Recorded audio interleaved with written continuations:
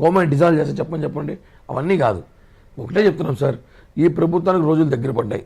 ఈరోజు అంగన్వాడీ టీచర్లే కాదు, మనం ఒక చూసుకుంటాం ఈ 4 ఏళ్లలో అనేక అంగన్వాడీ టీచర్లు ఓన్లీ వాళ్ళ జాబే కాదు, పరిష్కరించలేదు. ఈ ముఖ్యమంత్రి సభలకు జనాల్ని తరలించేలాంటి టాస్కులు కానీ రకరకాల టాస్కులు ఇస్తారు. అవును సార్, అదే సార్ వాళ్ళు ఈ 5 ఏళ్లలో ఇన్ని పనులు చేస్తారు. మేము చూసాం కల్లారా, మేము ప్రతిపక్ష పార్టీలో ఉండి బస్సులు పెట్టి వీళ్ళు ఒకరిని వదలేదు, టీచర్లని విద్యార్థుల్ని, ఆఖరికి స్కూల్ విద్యార్థులు కూడా మీటింగ్ రాకపోతే మార్క్స్ ఇదే చెప్తారంట, ఆబ్సెంట్ చేయమంటారంట. కాలేజ్ స్టూడెంట్స్ని, డాక్టర్లని, ఇంజనీర్ చదివే విద్యార్థుల్ని, అంగన్వాడీ టీచర్ని, డ్వాక్రా మహిళల్ని ఎవరిని వదిలేడు సార్ మహానుభావుడు. అందరినీ వాడుకున్నాడు ఈ రాష్ట్రంలో.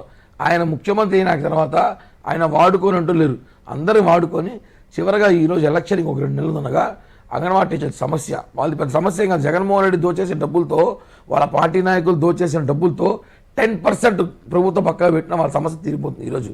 కానీ అతనికి ఒకటే, మనం అధికారంలో రావడం లేదు, ఓడిపోతున్నాం, మనకెందుకు రిస్క్, వీటైనా హామీలు ఇవ్వడం ఎందుకు, ఉన్న డబ్బులు ఇవ్వడం ఎందుకు, ఉన్న డబ్బులు పెట్టుకుంటే ఏదో 2 చోట్ల కాన్స్టిట్యున్సీలో ఇంకా కొంచెం డబ్బులు ఎక్కువ వచ్చి ఎలక్షన్కి వెళ్దాం అని ఆలోచన తప్ప, ఇంకా ఈ 2 నెలలు ప్రజలు ఎన్ని కష్టాలు పడినా, ఎంతమంది సమస్యలు సంఘాలు బయటకు వచ్చినా, ఎన్ని ధర్నాలు చేసినా, ఏమి చేసినా జగన్మోహన్ రెడ్డి మారడు.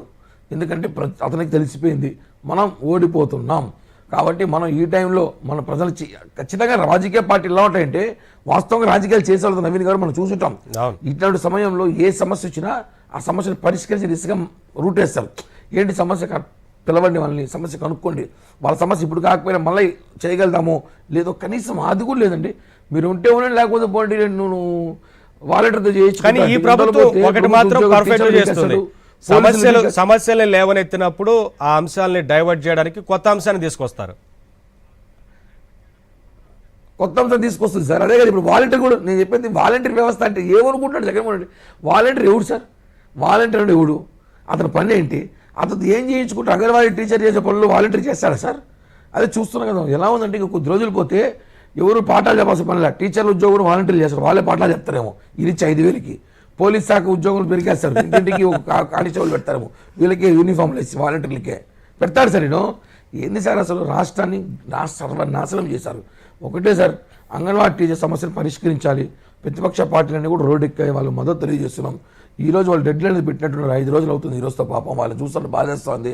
అక్కడ వాళ్ళు పిల్లల్ని వదిలేసి రోడ్డు పై కూర్చొని 12-13 రోజులు జీతానికి పనిచేస్తారు. కనీసం చివరి రోజులు కూడా జీతం పెంచకపోతే కరెక్ట్ కాదు. దీన్ని జనసేన పార్టీ తరఫున మేము తీవ్రంగా ఖండిస్తున్నాం. ఖచ్చితంగా చెప్తున్నాం, వాళ్ళ సమస్య రేపు మన ప్రభుత్వం రాగానే, రేపు జనసేన టీడీపీ ప్రభుత్వం రాగానే ఫస్ట్ ఇష్యూ వాలంటీర్ ఇష్యూలు మాట్లాడతామని చెప్పి కూడా నిన్న పవన్ కళ్యాణ్ గారు మాకు మీటింగ్లో చెప్పారు. వాలంటీర్ ఇష్యూ, ఈ అంగన్వాడీ ఇష్యూ మీద వాస్తవంగా అంగన్వాడీ విషయంలో ఏదైతే అన్యాయం జరుగుతుందో దీన్ని ఖచ్చితంగా 3 నెలల తర్వాత జనసేన టీడీపీ ప్రభుత్వం రాగానే వాళ్ళకి తెలంగాణ కన్నా ఏదైతే ఎక్కువ జీతం జగన్మోహన్ రెడ్డి ఇస్తామన్నాడో, ఆయన ఇస్తాలో మనకు తెలియదు, కానీ మేమైతే ఖచ్చితంగా ఇస్తామని చెప్పి కూడా హామీ ఇస్తున్నాం సార్. కానీ అసలు ఈ జీతాల విషయంలో ఇప్పుడు వస్తున్న జీతాలు కూడా ఎక్కడ సమయానికి వచ్చింది లేదే. 5వ తారీఖు కూడా జీతాలు రావు, 10వ తారీఖు లోపు కూడా రావట్లా ఈ ప్రభుత్వం సార్. ఈ రాష్ట్రంలో నవీన్ గారు ఎవరికి కరెక్ట్గా జీతాలు వస్తాయని చెప్పండి సార్. అదేదో కార్యక్రమం చేతులు ఎత్తుందంటారు, ఎవరు జీతాలు వస్తాయని చేతులు ఎత్తుందంటే 30 మంది చేతులు కరెక్ట్గా ఎత్తారు సార్. ఎవరు తెలుసా సార్ రాష్ట్రంలో 30 మంది చేతులు ఎత్తేవాళ్ళు? Sajjala Ramakrishna Reddy and co. ఆ 30 మంది ఆయన ఎవరు సలహాదారులు ఉన్నారో వాళ్ళకి తప్ప జీతాలు ఇంకెవరికి రావట్లే కరెక్ట్ ఆయనకి. ఈ రాష్ట్రంలో చేతులెత్తే కార్యక్రమం పెడితే జీతాలు ఎవరికి ఇవ్వడం లేదు సార్, ఒక సలహాదారు తప్ప. ఎవరికి వస్తున్నాయి ఇంతవరకు? గవర్నమెంట్ ఉద్యోగస్తులకి జీతాలు మొన్నటి దాకా 20వ తేదీ, ఇప్పుడు డేట్ సార్ ఈరోజు 16వ తేదీ, ఇప్పటి వరకు కూడా చాలామందికి 60% మందికి జీతాలు రాలా. ఒక పోలీస్ డిపార్ట్మెంట్కి ఏదో 10వ తేదీ తెస్తున్నారు, ఎందుకంటే పోలీసులు పాపం వాళ్ళు పని చేయాలి కదా, వాళ్ళు కేసులు పెట్టాలి, అరెస్ట్ చేయాలి, రిమాండ్ తరలించాలి. కాబట్టి వాళ్ళకి ఒక్కటి జీతాల సమయానికి ఆ 10వ తేదీ లోపల ఇస్తున్నాడు. మిగతా ఎవ్వరికి కూడా జీతాలు కానీ, వాళ్ళకి అదేదో పెన్షన్లు కానీ, వాళ్ళకి పిఆర్సీలు కానీ ఏది కూడా ఇవ్వడం లేదు సార్. మన ప్రభుత్వ ఉద్యోగుల డబ్బులతో, కాజేసే డబ్బులతో ఈ ప్రభుత్వం నడుపుతున్నాడు ఈ ముఖ్యమంత్రి. ఇది కరెక్ట్ కాదు సార్. Yes right. మిగతా అంశాలు ఉన్నాయి, ఉద్దానం సమస్య గురించి, ఇతర అంశాల గురించి మాట్లాడదాం. చర్చలో చిన్న బ్రేక్ తీసుకుందాం.